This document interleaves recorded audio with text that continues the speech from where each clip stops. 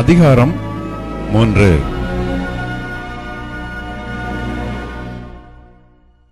இதோ யூதாவுக்கும் எருசலேமுக்கும் உண்டாயிருக்கிற சிறையிருப்பை நான் திருப்பும் அந்நாட்களிலும் அக்காலத்திலும் நான் சகல ஜாதியாரையும் கூட்டி யோசபாத்தின் பள்ளத்தாக்கிலே அவர்களை இறங்கிப் போக பண்ணி அவர்கள் என் ஜனத்தையும் இஸ்ரவேல் என்னும் என் சுதந்திரத்தையும் புற ஜாதிகளுக்குள்ளே சிதறடித்து என் தேசத்தை பங்கிட்டுக் கொண்டதின் நிமித்தமும் அவர்கள் என் ஜனத்தின் பேரில் சீட்டு போட்டு ஆண் குழந்தைகளை வேசி பணயமாக கொடுத்து மதுபானம் பண்ணும்படி பெண் குழந்தைகளை திராட்சத் தோட்டத்துக்கு கிரயமாக கொடுத்ததின் நிமித்தமும் அங்கே அவர்களோடு வழக்காடுவேன்.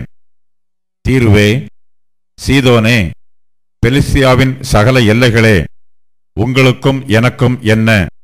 இப்படி எனக்குச் சரி கட்டுகிறீர்களோ? இப்படி எனக்குச் சரி கட்டுவீர்களாகில் நான் தாமதமின்றி அதிசீக்கிரமாய் நீங்கள் சரி கட்டுகிறதை உங்கள் தலையின் மேல் திரும்பும்படி செய்வேன்.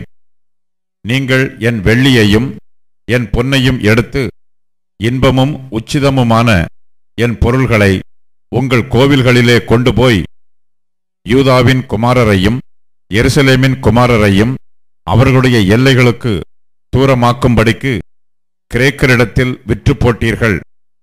இதோ நீங்கள் அவர்களை விற்று போட்ட அவ்விடத்திலிருந்து நான் அவர்களை எழும்பி வரப்பண்ணி நீங்கள் சரி கட்டினதை உங்கள் தலையின் மேல் திரும்பும்படி செய்து உங்கள் குமாரரையும் உங்கள் குமாரத்திகளையும் யூதா புத்திரரின் கையிலே விற்பேன்.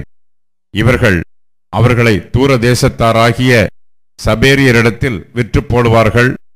கர்த்தர் இதைச் சொன்னார். இதை புற ஜாதிகளுக்குள்ளே கூறுங்கள். யுத்தத்துக்கு ஆயத்தம் பண்ணுங்கள். பராக்கிரமசாலிகளை எழுப்புங்கள்.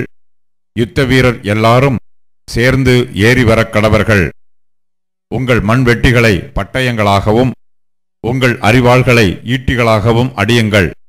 பலவீனனும் தன்னை பலவான் என்று சொல்வானாக.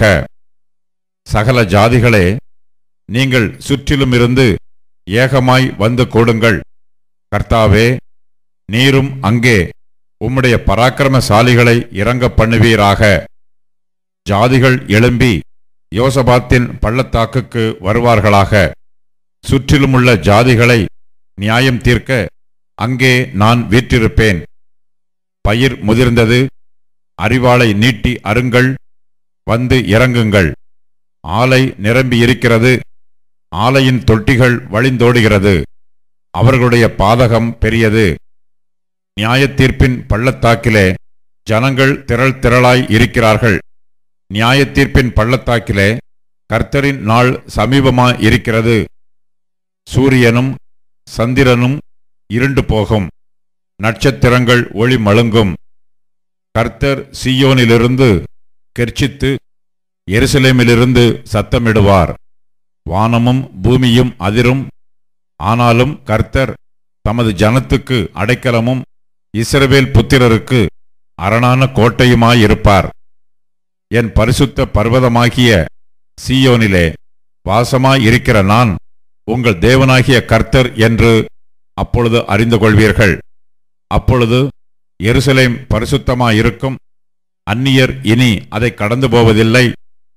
அக்காலத்தில் பர்வதங்கள் திராட்சரசத்தை பொழியும், மலைகள் பாலாய் ஓடும், யூதாவின் ஆறுகள் எல்லாம் பிரவாகித்து ஓடும். ஒரு ஊற்று கர்த்தருடைய ஆலயத்திலிருந்து புறப்பட்டு சித்தீம் என்னும் பள்ளத்தாக்கை நீர் பாய்ச்சலாக்கும்.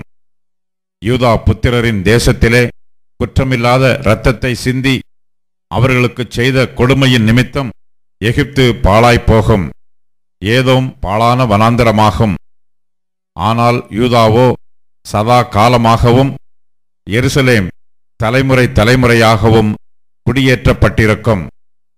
நான் தண்டியாமல் விட்டிருந்த அவர்களுடைய இரத்தப்பழியை தண்டியாமல் விடேன். கர்த்தர் சீயோனிலே வாசமாயிருக்கிறார்.